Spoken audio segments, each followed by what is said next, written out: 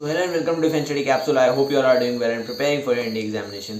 NDA exam होने के लिए अब कुछ ही दिन रह गए हैं और बहुत सारे कैंडिडेट्स की जो एस्पिरेंट्स हैं उनकी दिलों की धड़कनें बढ़ रही हैं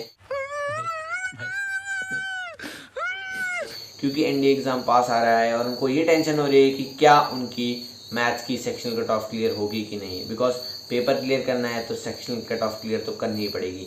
और मेजर जो टेंशन होती है कैंडिडेट्स को होती है regarding sectional cut of NDA maths, और नॉन मैथ्स वालों की तो क्या ही पूछें फिर। ठीक है, सेक्शनल कट ऑफ क्लियर करना उनके लिए महाभारत से कम नहीं है। ठीक है, तो NDA मैथ्स की सेक्शनल कट ऑफ क्लियर करने के लिए क्या आपकी स्ट्रैटेजी रहनी चाहिए वाइल अटेम्प्टिंग योर पेपर। और अभी जब आपके पास दिन रह गए हैं, काफ़ी जो कम रह गए हैं दिन, ठीक है, उसमें क्या रिवीजन स्ट्रैटेजी रहनी चाहिए, क्या क्या करना चाहिए to clear your sectional cut off. ठीक है, वो चीज़ बारे में उस चीज़ के बारे में डिस्कस करेंगे। सो वीडियो को एंड तक देखना, चैनल पर नया है तो सब्सक्राइब करना, अपने दोस्तों के साथ वीडियो को शेयर करना। My name is Sachin Upadhyay, you are watching defence study capsule, let's get started. सबसे पहले मैं ये एडवाइस नहीं करूंगा कि अभी क्वेश्चन सॉल्विंग में जाओ, मॉक टेस्ट दो, ये सब मैं एडवाइस नहीं करूंगा, इससे आपका कॉन्फिडेंस कम होगा। क्वेश्चन सॉल्विंग आप कर सकते हैं बट मॉक टेस्ट पेपर देना I will not advise that, because मैंने ट्राई किया है, मैंने बहुत सारे लोगों को भी देखा है जो मॉक टेस्ट पेपर देते हैं और मॉक टेस्ट पेपर देकर उनका कॉन्फिडेंस कम हो जाता है। ठीक है, तो वो चीज़ गलती मत करना, अभी मॉक टेस्ट पेपर ना दो, क्योंकि सेक्शन कट ऑफ का अगर आपको डर लग रहा है तो आपको सिर्फ अभी क्वेश्चन सॉल्विंग और रिवीजन पे ध्यान देना चाहिए। क्वेश्चन सॉल्विंग भी मिनिमम करनी चाहिए, रिवीजन पे ज़्यादा ध्यान देना चाहिए। ठीक है, अब रिवीजन करना कैसे है, सबसे पहले तो सारे चैप्टर्स जो आपने पढ़ रखे हैं, जो आपके स्ट्रॉन्ग चैप्टर्स हैं, उनकी लिस्ट बनाओ और उनको अच्छे से रिवाइज करो जो आपके स्ट्रॉन्ग चैप्टर्स हैं। और अगर उनका वेटेज भी कम है तभी भी उन्हें अच्छे से रिवाइज कर लो, बिकॉज वो तुम्हारे स्ट्रॉन्ग चैप्टर्स हैं। एक भी क्वेश्चन आता है तो वो आपके लिए बहुत नेसेसरी होता है उसे करके रहना। ठीक है, क्योंकि आपको ज़्यादा क्वेश्चन तो आप सॉल्व कर नहीं पाओगे। ठीक है, तो आपको वो क्वेश्चन ज़्यादा सॉल्व करने हैं जो आपको आते हैं, जिन पे आपका कॉन्फिडेंस है। ठीक है, और जो टॉपिक्स आपको अच्छे से आते हैं उन्हीं क्वेश्चन को आपको पहले सॉल्व करना है। ठीक है, सो सबसे पहले तो आपको रिवीजन उन चैप्टर्स का कर लेना है जो आपको अच्छे से आते हैं। ठीक है, उनकी एक लिस्ट बनाइए और उन पर टिक लगाते रहिए जब उनका रिवीजन होता रहेगा। बाकी आपको सारे चैप्टर्स के फॉर्मूले अच्छे से रिवाइज करने हैं। बहुत सारे जो कैंडिडेट्स होते हैं वो ये भूल जाते हैं कि फॉर्मूला रिवाइज करना इंपॉर्टेंट है और लास्ट पेपर के दिन तक वो क्वेश्चन ही सॉल्व करते रह जाते हैं, मॉक टेस्ट भी देते रह जाते हैं। ठीक है, उनको फॉर्मूला याद ही नहीं होते आधे चैप्टर्स के और वो वहाँ जाके अच्छे से परफॉर्म नहीं कर पाते, बिकॉज NDA में जनरली जो क्वेश्चन होते हैं वो जनरली फॉर्मूला बेस्ड आते हैं। ठीक है, कभी कभी डायरेक्ट फॉर्मूले वाले क्वेश्चन भी पूछ के आते हैं कि आपको फॉर्मूला ही पुट करना होता है। ठीक है, मतलब वैल्यूज पुट करनी होती है फॉर्मूले में। तो इस टाइप के क्वेश्चन आपके लिए लाइफ सेविंग हो सकते हैं, मतलब अटेम्प्ट सेविंग हो सकते हैं। ठीक है, तो इसीलिए मैं कह रहा हूँ कि फॉर्मूला रिवाइज करना काफ़ी इंपॉर्टेंट है और जो चैप्टर आपके स्ट्रॉन्ग है उन्हें रिवाइज करना सबसे पहले इंपॉर्टेंट है। ठीक है, बाद में आप अगर आपके पास दिन बचे तो आप और चैप्टर्स को भी रिवाइज कर सकते हैं, but first and foremost priority आपकी होनी चाहिए कि वो चैप्टर्स रिवाइज करो जो आपको अच्छे से आते हैं। ठीक है, बाद में फॉर्मूला पक्का रिवाइज करना है हर चैप्टर्स के। बाकी आप लोग शॉर्ट ट्रिक्स वाली मैराथन देख सकते हैं, जो अभी मैराथन चलती हैं about short tricks of NDA maths. इसमें PDF भी शेयर की जाती हैं। यूट्यूब में काफ़ी सारे चैनल हैं जो मैराथन्स करा रहे हैं अभी शॉर्ट ट्रिक्स पे, वो आप देख सकते हैं अगर आपके पास टाइम है और आपको लगता है कि आपका जो सिलेबस है वो ऑलमोस्ट कवर हो गया है। ठीक है, अब इस सिलेबस कवर करने के चक्कर में आप सारे दिन प्रैक्टिस मत करना अलग अलग टॉपिक्स की जो हार्ड है।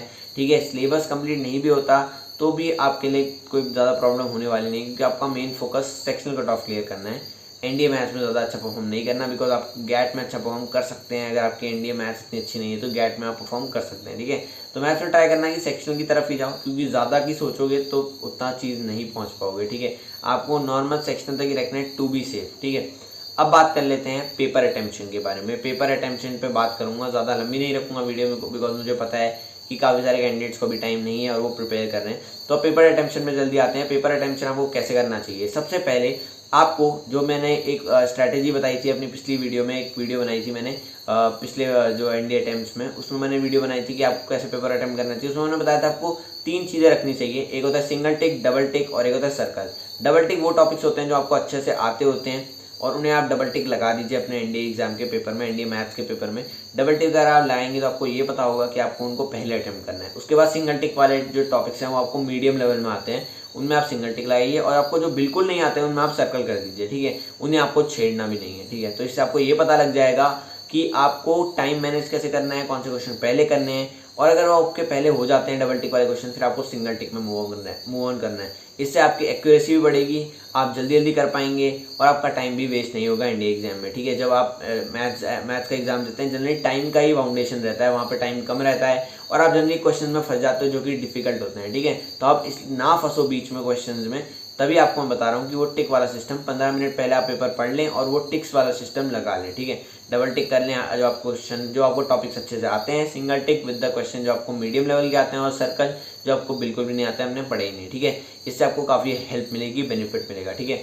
उसके बाद ट्राई करना है जो स्कोरिंग चैप्टर्स हैं उन पे जाने की, जिनमें ज़्यादा क्वेश्चन पूछा रहे हैं, लाइक स्टैटिस्टिक्स, प्रोबेबिलिटी, मैट्रिसेस, इनमें आप जाके इनके क्वेश्चन सॉल्व करिए, ठीक है। इससे आपका जो सेक्शनल कट ऑफ है उसमें आपको क्लियर करने में हेल्प मिलेगी। अब सेक्शनल कट ऑफ क्लियर करने के लिए 75 मार्क्स चाहिए होते हैं, इसका मतलब 30 क्वेश्चन आपको मिनिमम सॉल्व करने correctly to clear the sectional cut off. 75 मतलब मिनिमम मार्क्स लाने के लिए।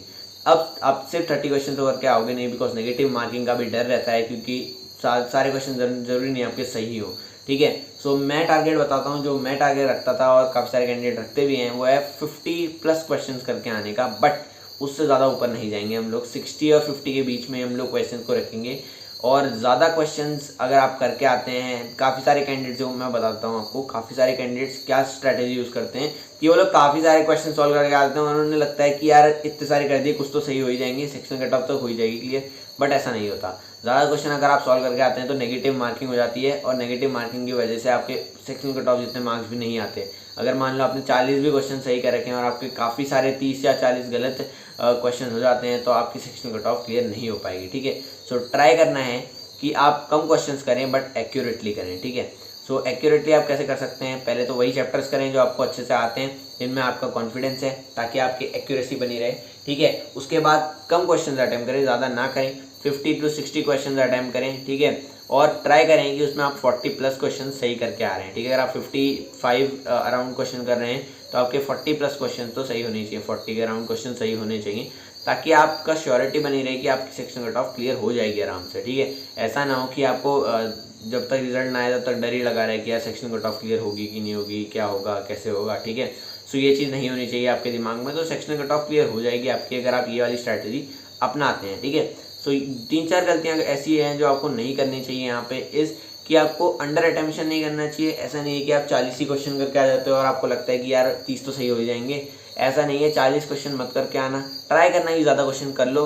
अगर आपके क्वेश्चन नहीं होते तो फिर चांस लो, क्योंकि आपका एनडीए एग्जाम तो वेस्ट जाने ही, अगर आपने उतने कम क्वेश्चन कर रखे हैं तो इससे अच्छा चांस ले लो, ठीक है। क्वेश्चन सॉल्व कर लो, शायद आपके अगर आपने ज़्यादा क्वेश्चन कर लिए तो आपके शायद पॉजिटिव मार्किंग हो जाए और आपका बाय चांस जो सेक्शन कट ऑफ है वो क्लियर हो जाए, ठीक है।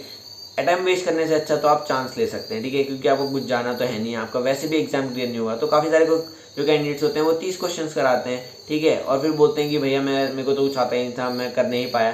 तो यार तुम्हारे पास टाइम था, तुम 30 ही क्वेश्चन कर रखे हैं, इससे अच्छा तुम वहाँ पे जाके थोड़े चांस ही लेते, तुक्के मार लेते, ठीक है, जय माता दी टिक कर लेते, तो शायद तुम्हारा एनडीए एग्जाम क्या पता क्लियर हो जाता, ठीक है, सेक्शन कट ऑफ।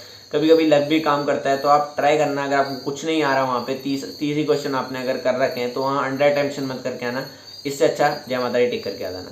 बट अगर आपको आते हैं और आपको लगता है कि मैंने 40 क्वेश्चन सही कर लिए हैं, तो ज़्यादा क्वेश्चन मत करना, ज़्यादा अटैम्प्ट मत करना, जय माता दी टिक वाला सिस्टम मत करना। वो तभी करना जब आपको लगता है कि नहीं हो पाएगा मेरा क्लियर, मुझे लगता है जितने मैंने क्वेश्चन कर रखे हैं, उसके बाद आप जय माता दी जा सकते हैं, मतलब टिक जो आपका टुक्का सिस्टम है।